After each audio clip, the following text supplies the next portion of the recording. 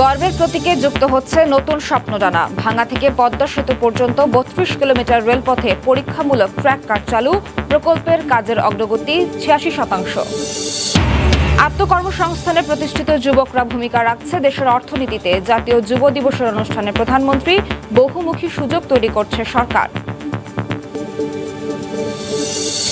একটি কক্ষ ভাড়া নিয়ে রাজনৈতিক দল আছে মুশকিল লীগ কিংবা নাকফুল বাংলাদেশের মতো হরেক নামও। নিবন্ধনের আবেদন জমা পড়েছে ৯৮টি, শর্ত পূরণ ছাড়া অনুমোদন নয় বলছে ইসি।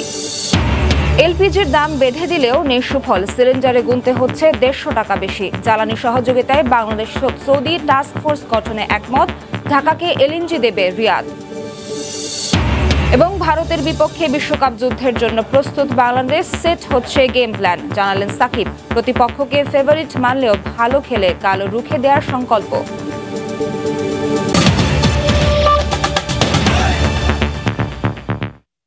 সময় সংবাদের সঙ্গে আছি আমি নাবিলা সোহার। পদ্মার বুকে গর্বের প্রতীকে যুক্ত হচ্ছে নতুন স্বপ্নডানা। সেতুর রেল লিঙ্ক প্রকল্পের ভাঙা থেকে পদ্মা সেতু পর্যন্ত ৩২ কিলোমিটার রেলপথে পরীক্ষামূলক ট্র্যাক কার চালু হয়েছে। এই অংশে প্রকল্পের কাজের অগ্রগতি প্রায় ৮৬%। এর সার্বিক তত্ত্বাবধানে রয়েছে বাংলাদেশ সেনাবাহিনী। পদ্মা সেতুতে সড়ক পথ চালু হওয়ার পর এখন রেলপথ চালু করতে চলছে চূড়ান্ত পর্যায়ের কর্মযজ্ঞ এবং পদ্মা সেতু থেকে একেবারে ভাঙা পর্যন্ত ৩২ কিলোমিটার এলাকার রেল লাইন বসে যাওয়ার পরেই কিন্তু ট্র্যাকার পরীক্ষামূলক চলছে এবং এটি সফলভাবে চলতে থাকাতে এখানকার দায়িত্বশীলরা কিন্তু উচ্ছ্বসিত। এখন ট্রায়াল বেসিসে ট্রেন চলা তার অবস্থা কি ইত্যাদি জানার জন্য আমরা এখন মুহূর্তে ট্রায়াল মুভমেন্ট করছি। ট্রেন ট্রায়ালের পরীক্ষামূলকভাবে চলছে, এটা সত্যি আমাদের জন্য খুবই আশা এবং উচ্ছ্বাসের সঞ্চার করে। ভাঙ্গা থেকে আমরা এখন পদ্মা সেতুর দিকে যাচ্ছি ট্রেনে করে, এটা আমাদের স্বপ্নে আজকে পূরণ হওয়ার পথে। দেশের সর্বাধুনিক যে প্রযুক্তি সেটিকে ব্যবহার করেই এখানকার যে রেল লাইন তৈরি করা হয়েছে সেটি গুণগত মান কিন্তু সর্বোচ্চ পর্যায়ে দেখভাল করা হয়েছে। এই প্রকল্প ঘিরে তারা বলছেন যে রাজধানী ঢাকা থেকে যশোর পর্যন্ত ১৭২ কিলোমিটার দীর্ঘ যে পথ রয়েছে সেটি চালু হলে কিন্তু রাজধানী থেকে যশোরের যে দ্রুত সেটি ১৯০ কিলোমিটার কমে যাবে এবং এই পথে দ্রুতগতি রেল চলবার কারণে কিন্তু প্রায় পৌনে ২ ঘন্টায় রাজধানী ঢাকা থেকে যশোর পৌঁছানো যাবে এবং পুরো প্রকল্পটি ২০২৪ সালে সম্পন্ন হলেও কিন্তু দায়িত্বশীলরা বলছেন আগামী জুনে কিন্তু পদ্মা সেতু দিয়ে রেল চলাচল করানোর লক্ষ্যেই কিন্তু এই পরীক্ষামূলক ট্র্যাকারটি চালানো সম্ভব হয়েছে। ভাঙা থেকে পদ্মা সেতু পর্যন্ত ৩২ কিলোমিটার দীর্ঘ রেলপথে ১১টি রেল সেতু, ৩০টি রেল কালভার্ট এবং ৩৬টি আন্ডারপাস রয়েছে। পদ্মা সেতুর রেল সংযোগ সেতু থেকে নাসিরউদ্দিন উজ্জ্বল, সময় সংবাদ। এই মুহূর্তে পদ্মা সেতুর রেল লিঙ্ক প্রকল্প এলাকায় আছেন রিপোর্টার নাসিরউদ্দিন উজ্জ্বল। সবশেষ খবর জানতে সরাসরি যাচ্ছি তার কাছে। পদ্মা সেতু রেল সংযোগ প্রকল্পের যুগান্তকারী দিন তারা বলছেন এবং সেইটি কিন্তু একেবারে মাহেন্দ্রক্ষণ। তারা বলছেন যে 10:30টার পরপরই যেই ট্র্যাক কারটি চালু হয়েছিল সেটি কিন্তু এখন একের পর এক নানা এলাকা অতিক্রম করে এখন মাদারীপুরে পাঁচচর অতিক্রম করছে এবং কিছু সময় পরে কিন্তু পদ্মা রেল স্টেশনে অতিক্রম করেই পদ্মা সেতুর একেবারে স্পর্শ করবে সেই টার্গেটটি কিন্তু কাজ করছে এবং এই পরীক্ষামূলক কারটিতে কিন্তু দেশি বিদেশি প্রকৌশলীরা রয়েছেন, তারা ঊর্ধ্বতন কর্মকর্তারা রয়েছেন, তারা কিন্তু একের পর এক পর্যবেক্ষণ করছেন এবং পর্যবেক্ষণ রিপোর্ট তারা নিচ্ছেন এবং তারা আশপাশের যে প্রকৃতি একেবারে হেমন্তের চমৎকার একটি পরিবেশ কিন্তু আমরা লক্ষ্য করছি। তার মাঝ দিয়ে যে এই রেল যাচ্ছে এবং বিভিন্ন পয়েন্টে কিন্তু এই প্রকল্পের কর্মীরা তারা অভ্যর্থনা জানাচ্ছেন, তারা উচ্ছ্বাস প্রকাশ করছেন এবং প্রকল্প সংশ্লিষ্টরা বলছেন যে তাদের দীর্ঘদিনের একটি স্বপ্ন ছিল আজকের দিনের এই অপেক্ষায় এবং সেই দিনটি তারা আজকে সফল করতে পারছেন, সেটি তাদের ভালো লাগার গল্পের কথা বলছেন এবং যেই রেলপথটিতে চলছে এই রেলপথটিকে এই পর্যায়ে আসবার জন্য কিন্তু তাদের একের পর এক পরিশ্রম করতে হয়েছে, নানা রকম চ্যালেঞ্জ মোকাবেলা করতে হয়েছে। এই চ্যালেঞ্জের পরে কিন্তু তারা আজকে এই প্রথমবারের মতো ভাঙা থেকে এই পদ্মা সেতু পর্যন্ত যে পরীক্ষামূলক ট্র্যাকার চালু করতে পেরেছেন, সেটি সফলতার একেবারে দ্বার প্রান্তে চলে এসছে। এবং একই সঙ্গে তারা বলছেন যে পদ্মা সেতুতে যে নিচতলায় যেই তারা রেল লাইন বসানোর কাজটি করছেন সেটিও কিন্তু এখন অনেক এগিয়ে যাচ্ছে। তারা বলছেন যে সেখানে যে পাথরবিহীন রেল লাইন বসানোর প্রক্রিয়ার জন্য নানা রকম প্রস্তুতি তারা শুরু করেছেন এবং চলতি মাসে কিন্তু সেটি আরেক ধাপ এগিয়ে নেবার আশা প্রকাশ করেছেন। এখানকার যে পরীক্ষামূলক যে ট্র্যাকার চলছে সেইটির ঘিরে তারা বলছেন যে এখানকার যে পাথরগুলো ব্যবহার করা হয়েছে, যেই পাথরের উপরে এই রেল লাইনটি বসানো হয়েছে, সেই পাথর কিন্তু দুবাই এবং বাংলাদেশি পাথর ব্যবহার করা হয়েছে। সেই পাথরের যে গুণগত মান সেটিকে সঠিক রাখবার জন্য তারা বলছেন যে এই লাইনটিকে যেন টেকসই করা যায়, সেজন্য কিন্তু এই পাথরগুলোকে বারবার তারা যাচাই বাছাই করে এখানে ব্যবহার করেছেন এবং সে কারণেই কিন্তু এত স্মুথলি এই পরীক্ষামূলক যে ট্র্যাকার সেটি চলছে। এই ছিল আমার কাছে পদ্মা সেতু রেল লিঙ্ক প্রকল্পের সবশেষ। সরাসরি যুক্ত ছিলাম পদ্মা সেতু রেল লিঙ্ক প্রকল্প থেকে। দেশে প্রশিক্ষিত যুবশ্রেণীর ডেটাবেস তৈরির কাজ চলছে জানিয়ে প্রধানমন্ত্রী শেখ হাসিনা বলেছেন, ডেটাবেসের কাজ শেষ হলে কর্মসংস্থানের বাইরে থাকা যুবকদেরও কাজে লাগানোর উদ্যোগ নেওয়া হবে। সকালে গণভবন থেকে ওসমানী স্মৃতি মিলনায়তনে আয়োজিত জাতীয় যুব দিবসের অনুষ্ঠানে এ কথা বলেন তিনি। শেখ হাসিনা বলেন, আত্মকর্মসংস্থানের প্রতিষ্ঠিত যুবকরা ভূমিকা রাখছে দেশের অর্থনীতিতে। প্রশিক্ষিত যুবশ্রেণী গড়ে তোলা এটা একান্তভাবে অপরিহার্য। তবে আজকে আমাদের দেশে কত প্রশিক্ষিত যুবশ্রেণী রয়েছে তার একটা ডাটাবেস তৈরি করার পদক্ষেপ চলছে। সেটা হলে পরে আমরা জানতে পারবো কারা কর্মসংস্থান কাদের হয়েছে আর কারা হয়নি। সেভাবে যারা কর্মসংস্থানের সুযোগ পাচ্ছে না তারাও যাতে কর্মসংস্থানের সুযোগ পায় সেই ব্যবস্থাটাও আমরা নিতে চাই। আর আমাদের যে সবথেকে বড় কথা জনশক্তি, এই জনশক্তিটাকে আমাদের কাজে লাগাতে হবে। আমাদের দেশে যেহেতু যুব সমাজ অত্যন্ত শক্তিশালী, তাদেরকে আমি আহ্বান করব যে আজকে বিশ্বের বিভিন্ন সংস্থাও বলছে সারা বিশ্বব্যাপী আগামীতে দুর্ভিক্ষ দেখা দেবে, খাদ্যাভাব দেখা দেবে। অনেক উন্নত দেশ সেখানেও কিন্তু এ ধরনের অর্থনৈতিক মন্দা বিরাজমান। সেই অবস্থায় আমাদের বাংলাদেশটাকে আমাদের এর থেকে মুক্ত রাখতে হলে আমাদেরও প্রতি ইঞ্চি জমিতে যেমন আবাদ করতে হবে, তাছাড়া খাদ্য পণ্য উৎপাদন করা, প্রক্রিয়াজাত করা, তার জন্য বিশেষ ব্যবস্থা নিতে হবে। এবং সেই ক্ষেত্রে আমি আমাদের যুব সমাজকে আহ্বান করব তারা আরও উদ্যোগ নেয়।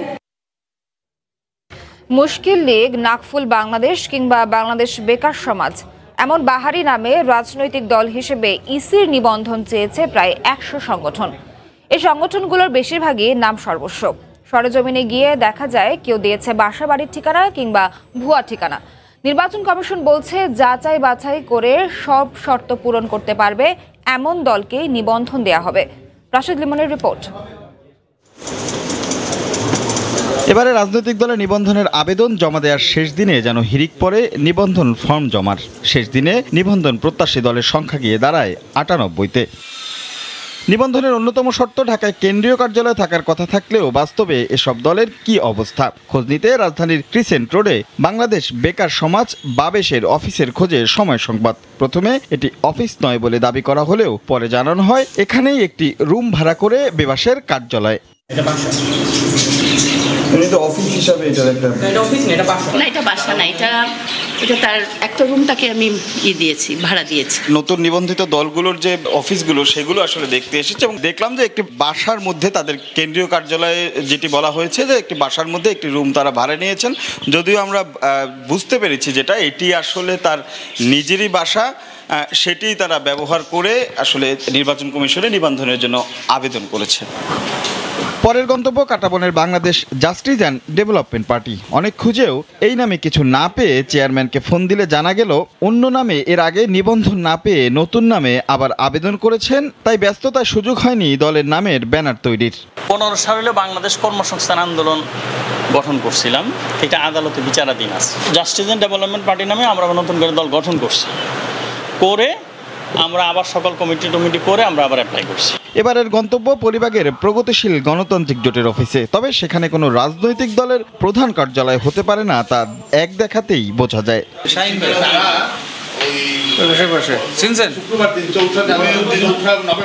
98টি দলের তালিকায় বঙ্গবন্ধুর নাম ব্যবহার করেছে একাধিক দল। বাংলাদেশ বেকার সমাজ, মুসলিম লীগ, নাকফুল বাংলাদেশ, বৈরা বৈরি পার্টি, জনস্বার্থে বাংলাদেশ, বাংলাদেশ ইনসাফ পার্টি, এনভায়রনমেন্ট গ্রিন পার্টি, গরিব পার্টি কিংবা বাংলাদেশ সৎ সংগ্রামী ভোটার পার্টি, আবার ইত্যাদি পার্টি, এমন বাহারি নামের দল আবেদন করেছে নিবন্ধনের জন্য।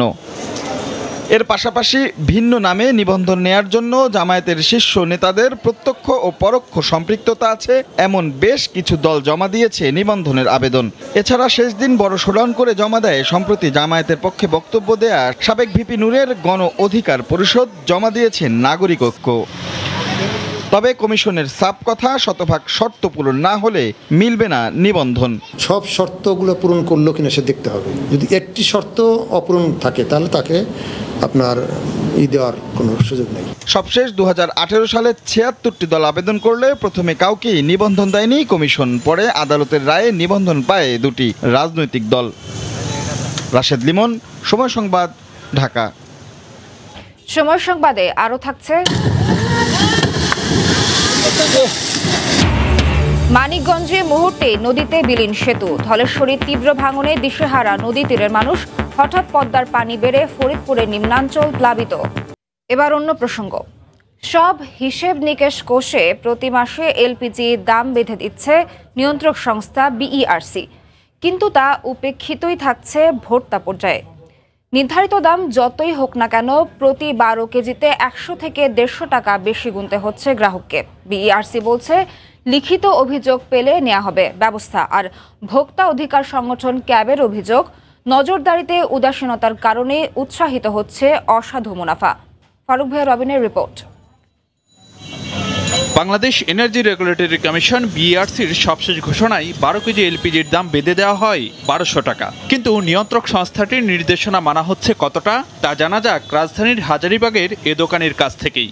এটা বিক্রি করি 1300 টাকা জিনিয়ন ভাবে, আর যদি বাসায় পৌঁছায় দিতে হয় তাহলে 50 টাকা গাড়ি ভাড়া। আমার কেনাই হচ্ছে 1230 টাকা, তাই আমি 1200 টাকা কি করে বিক্রি করব? আবাসিক কিংবা বাণিজ্যিক, শহর কিংবা গ্রাম, সব ক্ষেত্রেই প্রতিনিয়ত বাড়ছে এলপি গ্যাসের ব্যবহার। তবে থামছে না কেবল দাম বিতর্ক।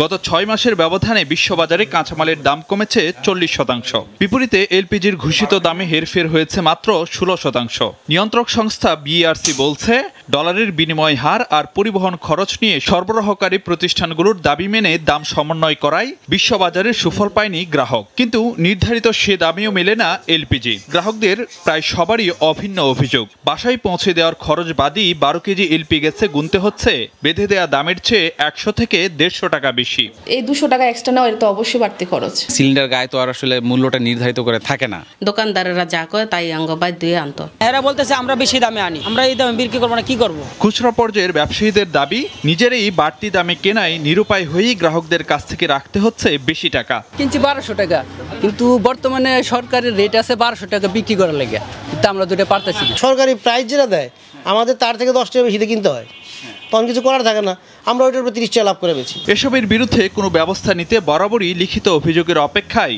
নিয়ন্ত্রক সংস্থা বিইআরসি। আর ভোক্তা অধিকার সংগঠন ক্যাবের অভিযোগ, কর্তৃপক্ষের নির্লিপ্ততায় লুণ্ঠন হচ্ছে গ্রাহকের পকেট। যারা মূল্য নির্ধারণ করে তাদের যেমন দায়িত্ব থাকে, যারা ক্রেতা তাদেরও কিন্তু একটা দায়িত্ব থাকে। আপনারা কেন আমাদেরকে যদি একটু জানান, একটু দেখেন আমরা কি কিছু করি কি করি। অতিরিক্ত দামটা আইনের দৃষ্টিতে লুণ্ঠনমূলক হয়ে গেল এবং সেই আয় করার সুযোগ তারা পাচ্ছে। বিইআরসি সেখানে বলছে যে অভিযোগ পেলে আমি ব্যবস্থা গ্রহণ করব। এত কিছু দেখছে, অভিযোগ তো ক্যাব করছেই, তারা কি ব্যবস্থা নিচ্ছে? আমরা কোনো ব্যবস্থা নেওয়া দেখতে পাচ্ছি না। তাতে দেখায় অসাধু ব্যবসা প্রমোট হচ্ছে। দাম নিয়ে বিএআরসির আদেশ না মানা শাস্তিযোগ্য অপরাধ বলেও মনে করেন বিশেষজ্ঞরা। এলপিজি নিয়ে নৈরাজ্য ঠেকাতে আদালতের নির্দেশে দাম ঠিক করার দায়িত্ব পায় Bangladesh energy regulatory commission BARC. কিন্তু নতুন বাস্তবতা হলো দাম বেঁধে দেওয়ার পরও তা ঠিকঠাক মতো মানা না হওয়ায় উপেক্ষিতই থেকে যাচ্ছে ভোক্তা স্বার্থ। আর এসব দেখার জন্য নেই কর্তৃপক্ষের যথাযথ উদ্যোগও। ফারুক ভাইয়া, রবিন, সময় সংবাদ, ঢাকা। এদিকে বাংলাদেশ ও সৌদি আরবের মধ্যে জ্বালানি সহযোগিতা বাড়াতে টাস্ক ফোর্স গঠনের বিষয়ে সম্মত হয়েছে ঢাকা ও রিয়াদ। সোমবার রিয়াদে সৌদি আরব বাংলাদেশ যৌথ কমিশনের 14তম সভায় একথা জানানো হয়। এছাড়া এলএনজি সরবরাহ ও ইস্টার্ন রিফাইনারির আরেকটি ইউনিটে সহায়তার আশ্বাস দিয়েছে সৌদি আরব। সই হয়েছে এর মধ্যে 2টি সমঝোতা স্মারক। রিয়াদ থেকে আরিফুর রহমানের রিপোর্ট। সোমবার সৌদি আরবের রাজধানী রিয়াদে বাংলাদেশ সৌদি আরব যৌথ কমিশনের 2 দিনব্যাপী সভার শেষ দিনে জ্বালানি খাতে আসে বেশ কিছু সুসংবাদ। 2 দেশের মধ্যে জ্বালানি সহযোগিতা বাড়াতে এদিন একটি টাস্কফোর্স গঠনের বিষয়ে সম্মত হয় রিয়াদ ও ঢাকা। এছাড়াও বাণিজ্যিকভাবে এলএনজি সরবরাহ সহ 2 প্রকল্পে সহযোগিতার আশ্বাস দেয় সৌদি আরব। শুধু তাই নয়, বাংলাদেশে 1000 মেগাওয়াট সোলার পাওয়ার ও 730 মেগাওয়াট এর গ্যাস বিদ্যুৎ কেন্দ্র নির্মাণের বিষয়েও সভায় আলোচনা হয় বলে জানা গেছে। বৈঠকে এফবিসিসিআই বাংলাদেশ এবং federation of Saudi chamber and commerce এর মধ্যে বাণিজ্যিক সম্পর্ক জোরদারে একটি জয়েন্ট বিজনেস কাউন্সিল গঠনের বিষয়ে সমঝোতা স্মারক সই হয়। এছাড়াও বাংলাদেশের নৌ পরিবহন মন্ত্রণালয় এবং সৌদি আরবের যোগাযোগ মন্ত্রণালয়ের মধ্যেও আরও একটি সমঝোতা স্মারকে স্বাক্ষর করেন 2 দেশের প্রতিনিধিরা। সভায় সৌদি আরবের স্বাস্থ্য খাতে বাংলাদেশ থেকে পেশাজীবী নিয়োগের বিষয়ে 2 দেশের স্বাস্থ্য মন্ত্রণালয়ের মধ্যে একটি এক্সিকিউটিভ প্রোগ্রাম বাস্তবায়নের লক্ষ্যে চুক্তি স্বাক্ষরের বিষয়ে সমঝোতা হয়। 2 দেশের শিক্ষা মন্ত্রণালয়ের মধ্যে বিজ্ঞান ও শিক্ষার সকল ক্ষেত্রে কার্যকরী দ্বিপক্ষীয় সহযোগিতা বাড়ানোর লক্ষ্যে আরও একটি সমঝোতা স্মারক সইয়ের বিষয়ে সম্মত হয় রিয়াদ ও ঢাকা। আরিফুর রহমান, সময় সংবাদ, সৌদি আরব। কর্তৃপক্ষের দাবি, সমস্ত কার্যক্রম অনলাইনে যুক্ত হওয়ার পর দালালদের দৌরাত্ম্য, দুর্নীতি আর হয়রানি কমেছে রংপুরের বিভাগীয় পাসপোর্ট অফিসে। কিন্তু সময়ের ক্যামেরায় ধরা পড়ল ভিন্ন চিত্র। অনুসন্ধানে উঠে এলো সবকিছুই আছে আগের মতোই, শুধু ধরন বদলেছে। রাব্বি হাসান সবুজকে সঙ্গে নিয়ে রতন সরকারের রিপোর্ট। ছবি তুলেছেন তারিকুল ইসলাম। নিরাপত্তার বদলে পোশাকধারী আনসার সদস্য আবেদনকারীদের সেবা দিচ্ছেন অপারেটিং কাউন্টারের চেয়ার টেবিলে বসে। এর কোনো সদুত্তর নেই সেকশনের ইনচার্জের কাছে। দায় চাপালেন প্রতিষ্ঠানের কর্তার ঘাড়ে। ডিউটি বলতে কি, আমাদের একজন ভাই অসুস্থ, তো এক ভাই অসুস্থ, উনি গেছেন বাসায়। স্যারে ঢুকতে দিছে, স্যারে কে কে এডি স্যার, নামটা বলেন। এডি স্যার, এডি স্যার, এডি স্যার ঢুকতে দিছে নাকি? কেন? আপনি স্যারের সাথে কথা বলেন। বাইরে ঘন্টার পর ঘন্টা অপেক্ষমান আবেদনকারীদের বেশিরভাগই জানালেন সব প্রক্রিয়া শেষ করেও নির্দিষ্ট তারিখে পাসপোর্ট ডেলিভারি না পাওয়ার অভিযোগ। এমনকি 3 দিনের মধ্যে জরুরি পাসপোর্টের জন্য সরকারের ঘরে বাড়তি ফি জমা দিলেও 9 দিনের আগে পাসপোর্ট পান না কেউই। 19/10 ডেলিভারি কাগজ আমাকে দিয়েছিল পাসপোর্ট নেওয়ার জন্য, আজকেও আমাকে দেয় নাই। এই পাসপোর্টটা আমি দেরিতে পাওয়ার কারণে আমি জাপানে যেতে পারিনি। ভেতরে দালালদের কোনো উৎপাত নেই, তবে ভোল পাল্টে তাদের কেউ কেউ অনলাইনের আবেদনের দোকান খুলে বসেছেন রাস্তা দখল করে। বাইরে থেকে আসা সহজ সরল পাসপোর্ট প্রত্যাশীদের কাছ থেকে যেমন খুশি টাকা হাতানোর কথা স্বীকারও করলেন কেউ কেউ। পাসপোর্টের আবেদন করে দিই। এটা করে দেন? কত টাকা করে নেন?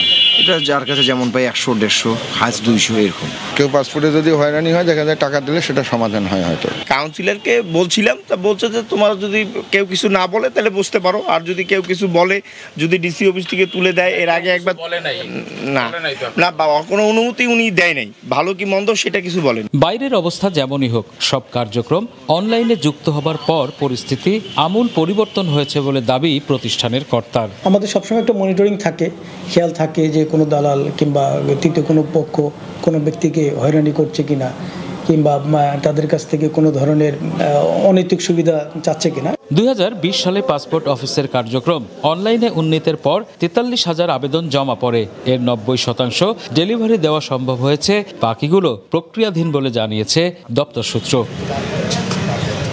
রতন সরকার, সময় সংবাদ, রংপুর। চিরকুট লিখে 10 মাস বয়সী শিশুকে চট্টগ্রাম মেডিকেল কলেজ হাসপাতালে ফেলে গেছেন স্বজনরা। অপুষ্টি, নিউমোনিয়া, শ্বাসকষ্টজনিত সমস্যা থাকলেও 10 দিন ধরে চিকিৎসক ও নার্সদের পরম মমতায় সুস্থ হয়ে উঠছে শিশুটি।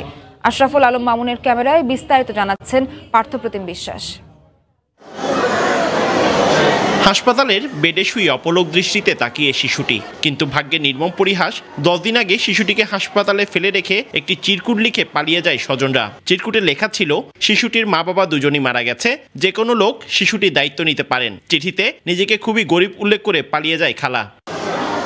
গত 22 অক্টোবর সকালে 9 নম্বর শিশু ওয়ার্ডে নিউমোনিয়া, জ্বর, শ্বাসকষ্ট নিয়ে ভর্তি হয়েছিল শিশুটি। রোগী বৃত্তান্তে শিশুটির নাম দেওয়া হয়েছিল আরিফ। বয়স উল্লেখ করা হয়েছিল 10 মাস। শ্বাসকষ্ট ছাড়াও শিশুটির রয়েছে অপুষ্টিজনিত সমস্যা। তবে ফেলে যাওয়ার পর ডাক্তার, নার্সদের সেবার কোনো কমতি ছিল না। ভালোবাসার পরম মমতায় এখন অনেকটাই সুস্থতার পথে শিশুটি। 3 শিফটে আমাদের স্টাফরা যতটুকু সম্ভব একটা বাচ্চাকে কেয়ার দেওয়ার ততটুকুই আমরা চেষ্টা করতেছি। শুধু হাসপাতাল কর্তৃপক্ষই নয়, সমাজসেবা অধিদপ্তর ও অজ্ঞাত রোগীদের নিয়ে কাজ করা ভলান্টিয়াররাও সার্বক্ষণিক দেখভাল করছে শিশুটিকে।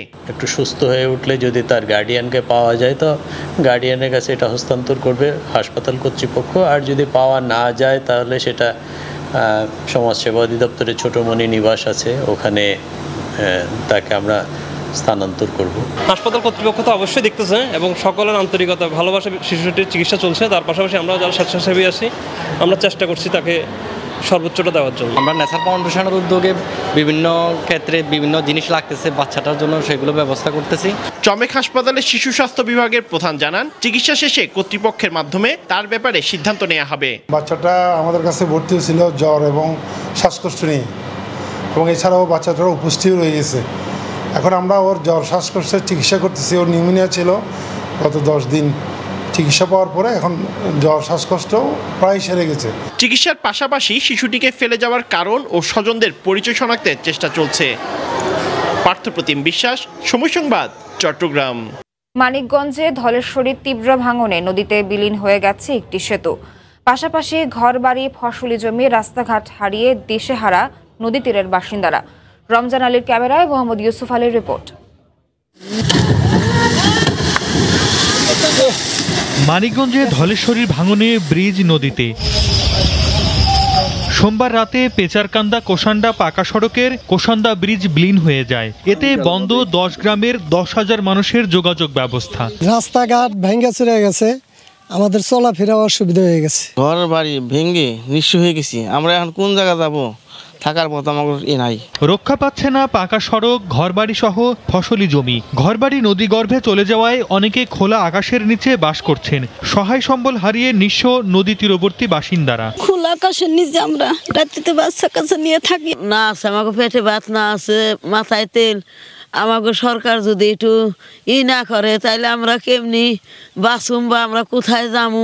ভাঙনের শুরু থেকে পানি উন্নয়ন বোর্ডকে জানিয়েও নেওয়া হয়নি কোনো পদক্ষেপ বলে অভিযোগ জনপ্রতিনিধির। বরাবর তাদের সাথে যোগাযোগ করতেছি, গতকালকে কথা হয়েছে, তারা বলতেছে উদ্বোধন কর্মরাস্তায় আমি যোগাযোগ করছি, কিন্তু তাদের মধ্যে আমরা কোনো প্রতিফলন পাচ্ছি না। তো আমি চাচ্ছি অতি দ্রুত একটি স্থায়ীভাবে একটা সমাধান যাতে হয়। গত 15 দিনে ধলেশ্বরী নদীর ভাঙনে 1986 সালের স্থানীয় সরকার ও প্রকৌশলী বিভাগ নির্মিত কোষান্ডা ব্রিজ, পেচারকান্দা ও কোষান্ডার 500 মিটার পাকা সড়ক সহ 50টি বসতভিটা ও 70 হেক্টর ফসলি জমি নদীতে বিলীন হয়ে গেছে।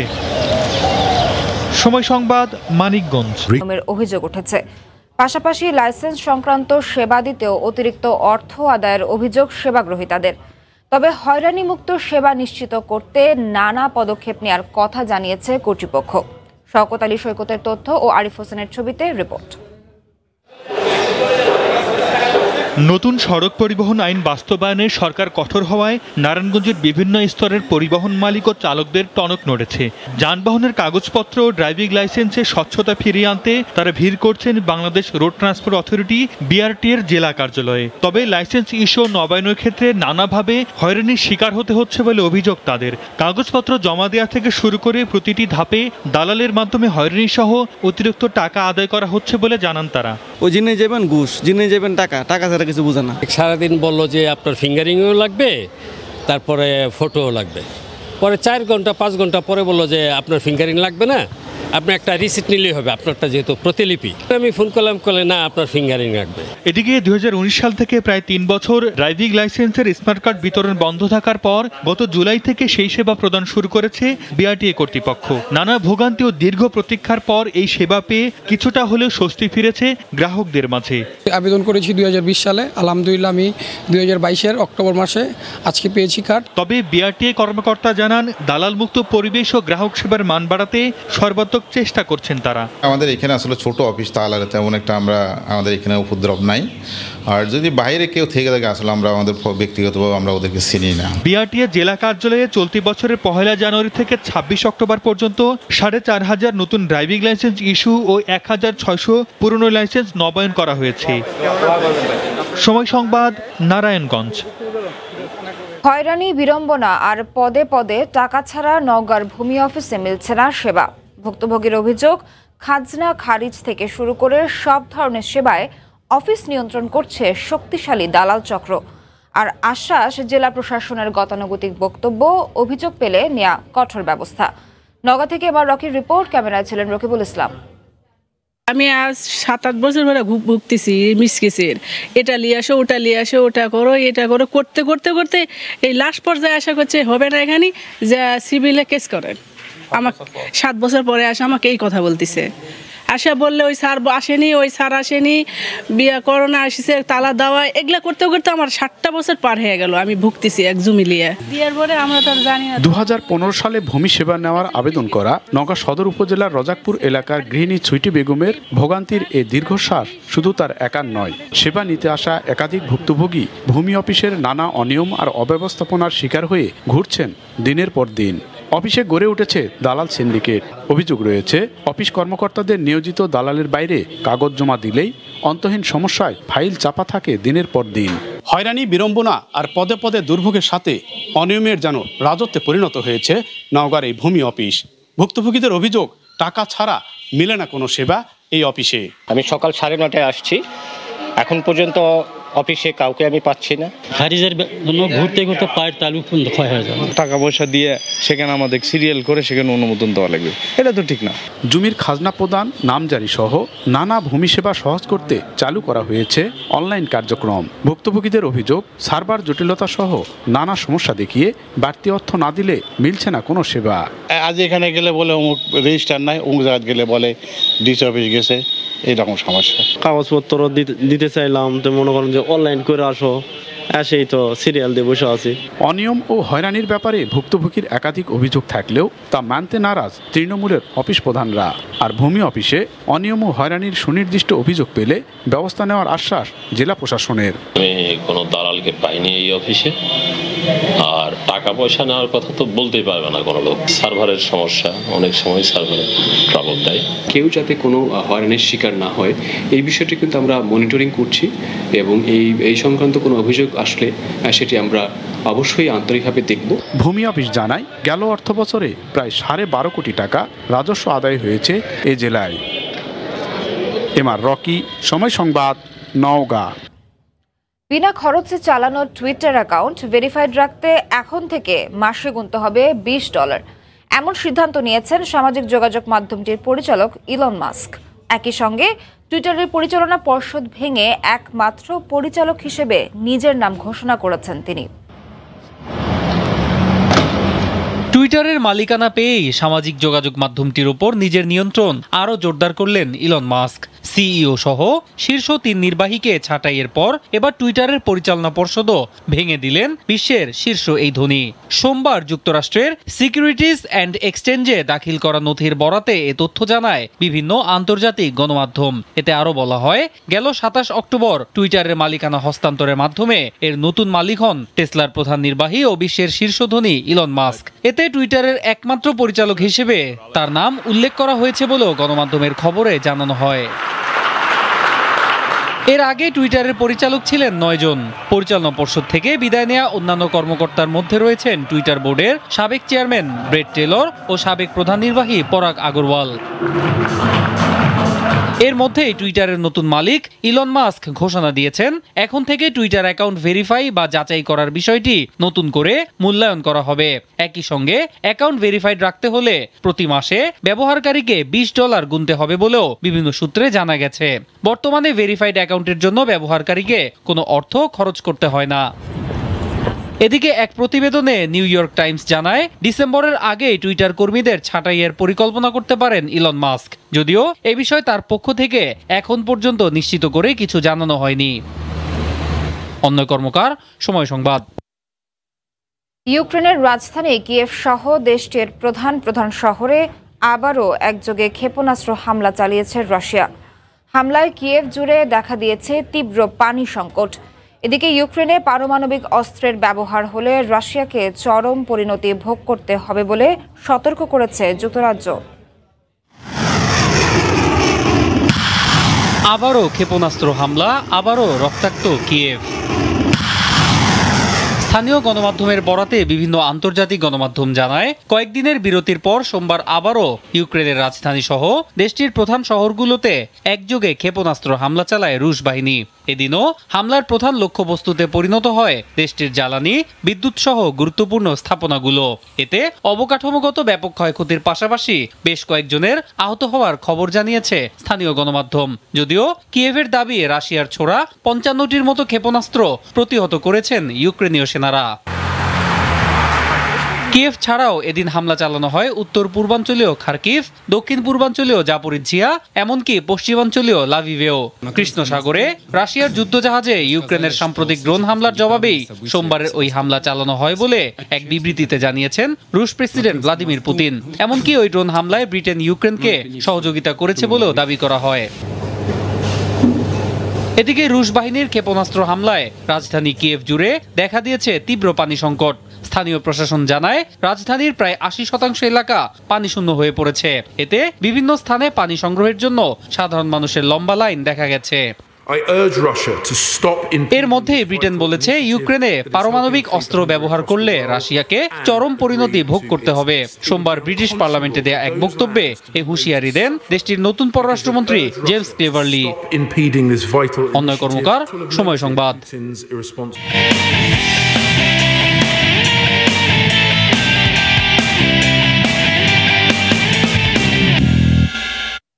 ভারতের বিপক্ষে টি-20 যুদ্ধের জন্য প্রস্তুত হচ্ছে বাংলাদেশ। গেম প্ল্যান সেট করে সর্বোচ্চটা দিয়ে ক্রিকেটাররা লড়বে বলে জানিয়েছেন সাকিব আল হাসান। এই ম্যাচে রোহিত বাহিনীকে ফেভারিট মানছেন বাংলার কাপ্তান। তবে প্রথমে ব্যাট করে 160 থেকে 170 রান তুলতে পারলে প্রতিপক্ষকে চ্যালেঞ্জ ছুড়ে দেওয়া সম্ভব হবে বলে মনে করছেন সাকিব। দুই দলের মাঝে পার্থক্য বিস্তর, টি-20 ফরম্যাটে তো আরও। তবে ভারত বাংলাদেশ ম্যাচ মানেই যেন সমর্থকদের কাছে বাড়তি উত্তাপ আর বাড়তি প্রত্যাশা। মাঠের লড়াইয়ে গেল বছর ধরে প্রতিবেশী দলটার নানা বিতর্কিত সিদ্ধান্তের শিকার লাল সবুজরা হয়েছে বলেই এই বৈরিতা দর্শক মহলে। সুপার 12-এর তৃতীয় রাউন্ড শেষে অনেকটা একই অবস্থানে ভারত বাংলাদেশ। তবে এই ম্যাচের পর বদলে যাবে গতিপথ। বিশ্বকাপ জয়ের মিশনে আসা টিম ইন্ডিয়া নিশ্চিতভাবে ফেভারিট এই ম্যাচে, বিষয়টি মেনে নিয়েছেন সাকিব। তবে প্রথমে ব্যাট করে 170 থেকে 160 রান স্কোর বোর্ডে তোলা সম্ভব হলে ফলাফল ভিন্ন হতে পারে বলে আশা করছে ম্যানেজমেন্ট। এদিকে ফেভারিট হলেও বাংলাদেশকে হালকাভাবে নিচ্ছে না ভারত। বৃষ্টির কারণে ম্যাচ কার্টেল ওভার হলে সেই প্রস্তুতি নিয়েই টিম ইন্ডিয়া মাঠে নামবে বলে জানিয়েছেন রাহুল দ্রাবিড়। মেদ থেকে বোধহয় আমি আর তাসকিন আছি। অবশ্যই ভালো মেমোরিজগুলো সবসময় অনুপ্রেরণা যোগায়।